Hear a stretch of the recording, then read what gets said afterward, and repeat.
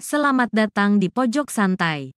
Sebelum Anda mendengarkan audiobook ini, kami menginformasikan bahwa channel ini adalah review audio dari buku yang ada di Indonesia. Untuk membaca keseluruhan buku ini, kami menyarankan membeli buku aslinya di toko buku kesayangan Anda, baik offline maupun online. Keberadaan channel ini dimaksudkan untuk membantu Anda mendapatkan pengetahuan dari buku-buku kesayangan Anda.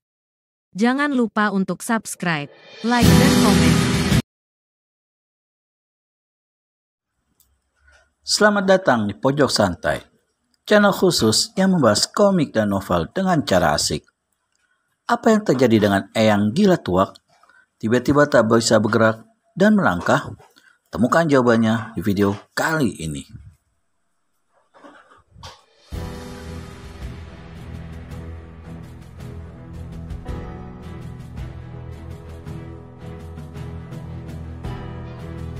Gerakan bidadari jalang menimbulkan suara mirip bambu kecil diputar-putarkan dengan menggunakan tali. Wung, wung, wung. Berkeliling di sekitar semak pantai. Kadang menjauh, kadang melintas di depan gila tuak dan menjauh lagi, lalu mendekat kembali.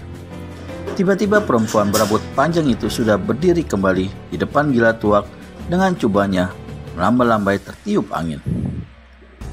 Tidak ada siapapun sekitar sini, gila tuak. Aku sudah memeriksanya, kata bidadari jalang. Gila tuak menggeram dengan napas terhempas, merasa jengkel sekali dengan keadaannya.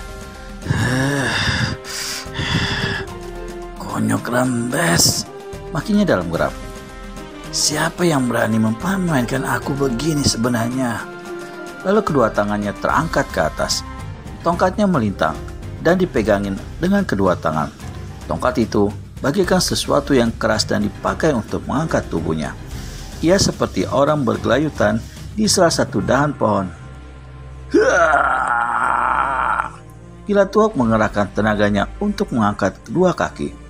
Hingga wajahnya memerah, ternyata belum juga berhasil mengangkat tubuh.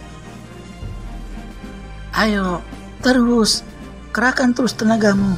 Kubantu menggembur bagian bawahnya, kata bidadari jalang. Lalu tangan kiri bergerak menyentak ke depan.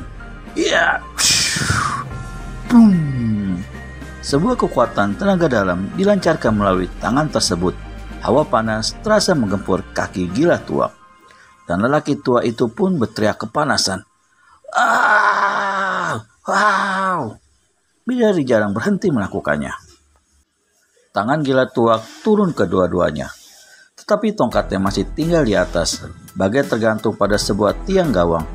Walau tanpa penyangga, tongkat itu tetap diam tak bergerak, sehingga menimbulkan perasaan heran bagi orang yang belum tahu kehebatan ilmu gila tuak.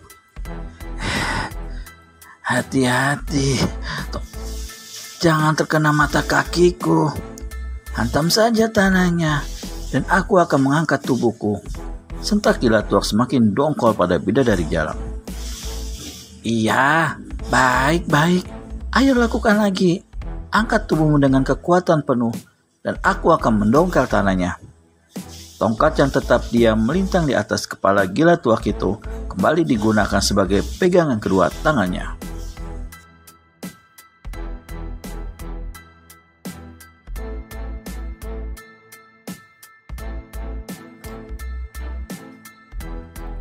Lalu begitu gila tuak mengerahkan tenaga untuk mengangkat tubuhnya, bidadari jalang mengerahkan tenaga jarak jauhnya untuk menghantam tanah yang dipakai berpijak kedua kaki tua itu.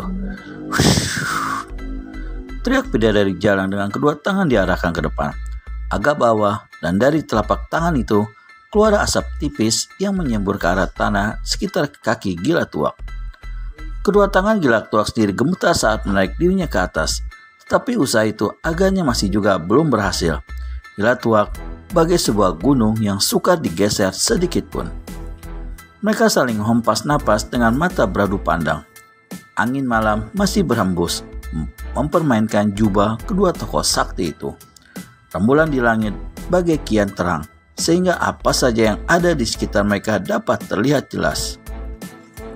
Termasuk wajah Suto yang sejak tadi tersenyum-senyum sinis, juga kelihatan jelas oleh mata bidadari jalang. Terbersit pikiran licik di otak bidadari jalang. Apa aku larikan saja si Suto ini? Ini adalah kesempatan menculik si Suto. Dengan keadaan seperti ini, Gila Tuak tak akan mampu mengejarku. Aku bebas membawa Suto kemana saja. Belum sempat bidadari jalang melangkah mendekati Suto, mulut Gila Tuak sudah menghamburkan kata. Bawalah pergi bocah itu, Nawang. Biarkan aku di sini mengalahkan kekuatan gaib ini sendirian. Yang penting, selamatkan dulu bocah itu. Jangan sampai ada yang mengganggunya. Bawalah ke tempatmu atau kemana saja. Aku pasti bisa mencari jejak kalian melalui tongkatku ini. Tak ada jawaban dari bidadari jalang. Tetapi hati perempuan yang lembutnya ikut meriap-riap karena hembusan angin itu berkata-kata sendirian. Wah, cuma saja kalau bocah itu kularikan. Gila Tuak bisa mencarinya menggunakan tongkatnya. Rupanya ia telah menyedot sebagian kekuatan kecil pada bocah itu dan menyimpannya pada tongkatnya. Tentu saja, kemana saja aku menyembunyikan Suto, tongkat itu bisa menunjukkan di mana raga Suto berada. Sial, sepertinya tak ada kesempatan bagiku untuk menculik si Suto. Nawang, lakukanlah apa yang kukatakan tadi. Jangan diam saja. Baiklah. Setelah berkata begitu, bidadari jalang mendekati Suto.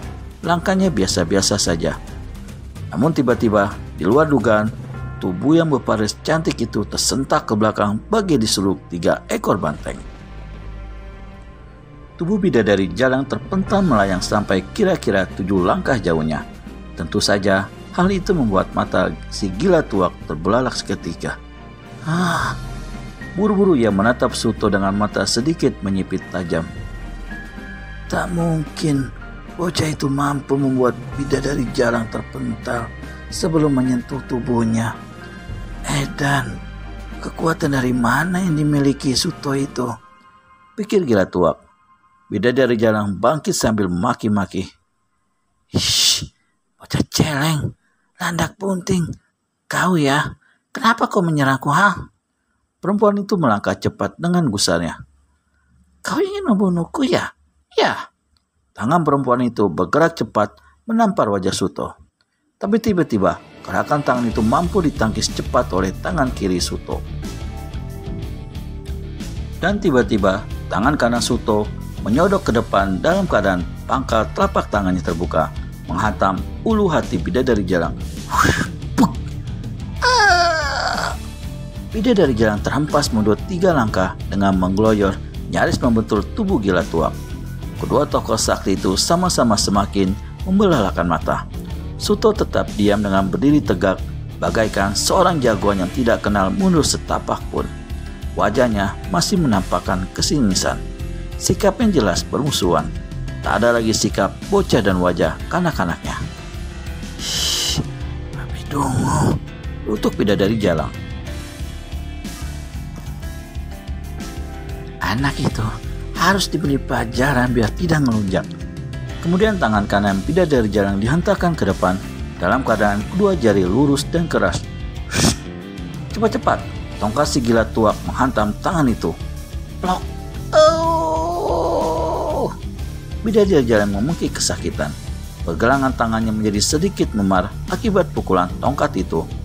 Padahal Gila Tuak menghantamkan tongkatnya tidak begitu keras, cukup pelan namun cepat. Dan tentu saja tongkat itu dialiri tenaga dalam dari tubuh Gila Tuak. Barangkali akan hancur jika pukulan pelan tadi dihantamkan pada sebongkah batu kali. Bidadari jalang menatap marah pada Gila Tuak. Pergelangan tangannya dipegangin. Ia bukan saja merasa ngilu, tapi juga sekujur tubuh jadi semutan sesaat. Mengapa kau menyerangku, tua bangka? Pukulanmu itu akan mematikan Suto. Ingat, dia hanya seorang bocah, kata Gila Tuak dengan suara rendah. Tapi rupanya, dia mempunyai ilmu yang tidak bisa dianggap enteng. 2 kali dia nyaris membunuhku, Gila Tuak. Itu bukan kekuatannya. Bidadari jalang terdiam seketika, mau membantah namun tak jadi. Ia segera memandang Suto yang masih berdiri dengan kedua kaki sedikit merenggang. Seakan ia siap menunggu serangan lagi. Benarkah apa yang dikatakan Gila Tuak? Temukan kebenarannya di video selanjutnya hanya di channel Pojok Santai. Segera subscribe dan tekan tombol lonceng untuk mendapat notifikasi video terbaru dari kami. Terima kasih dan sampai bertemu kembali.